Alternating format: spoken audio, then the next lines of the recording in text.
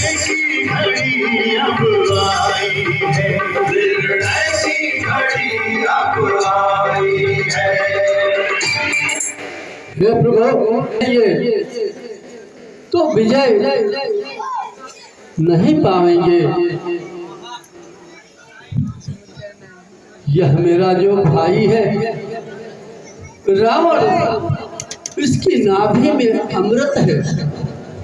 आप ऐसा करो, एक साथ में 30 बार छोड़िए, जिससे इसकी नाभि का अमृत सूख जाएगा, तभी आप सकुशल इस पर विजय पा सकेंगे।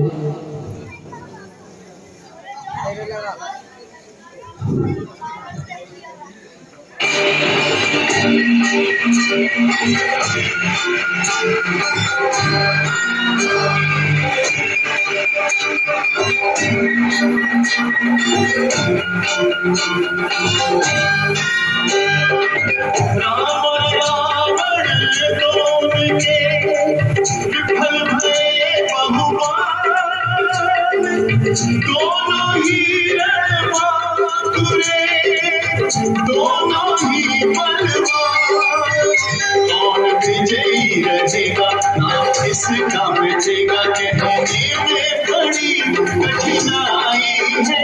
आज धर्म और पाप की लड़ाई है, की घड़ी अब आई है, की घड़ी अब आई है।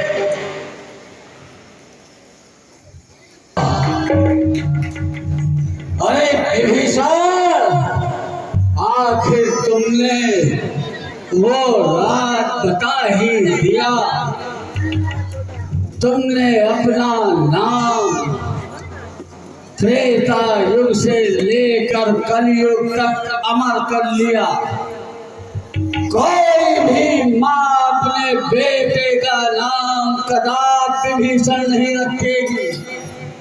तुमने एक अपने भाई का साथ ना दे करके तुमने छल किया, और वो गुप्त राज जो केवल तुम जानते थे और केवल मैं जानता था, तुमने वो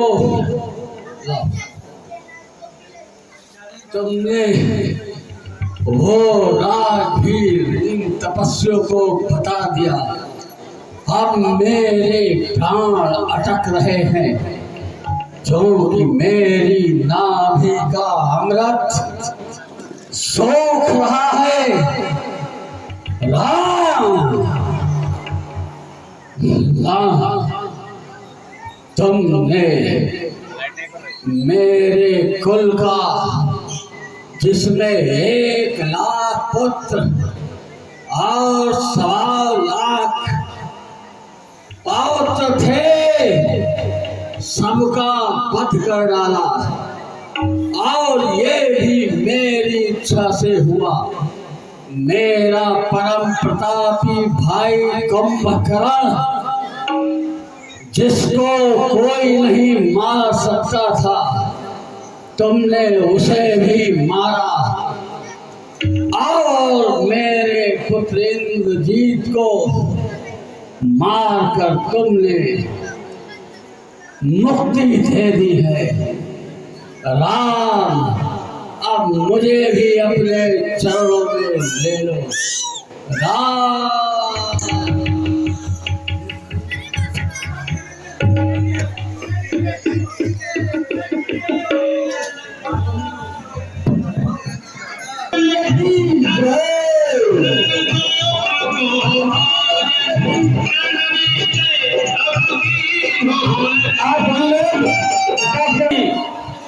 विद्वान और राजनीतिक था।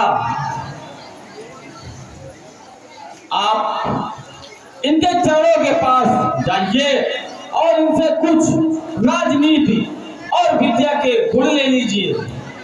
जो आज्ञा भैया।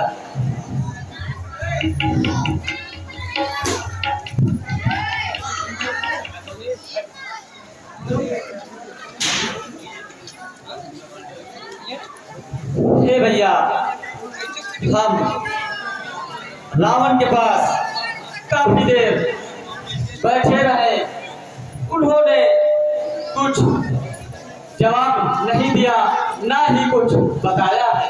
ये भैया लखन, हाँ भैया, मैंने पहले भी तुमसे बताया था, तुम जाना और रावण के पैरों की तरफ जाके बैठना, और आप तो सर के पास जाके बैठ गए, इसलिए आपने कुछ कहा भी नहीं। आप जाइए और उनके पैरों की तरफ बैठिए। जो आज्ञा भैया।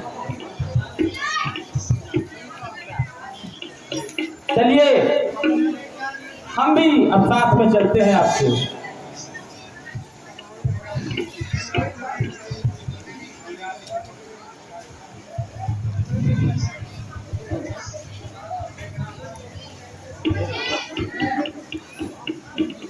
हे रावण, मैं आपको मारना नहीं चाहता था, परंतु आपने ही अपने मृत्यु का बीज खुद ही बोया। अब हमें भी अपनी विद्या और राजनीति के कुछ गुण बताइए। हे राम, तुम अगर कुछ सीखने आए हो तो अवश्य सीखने को मिलेगा। राम,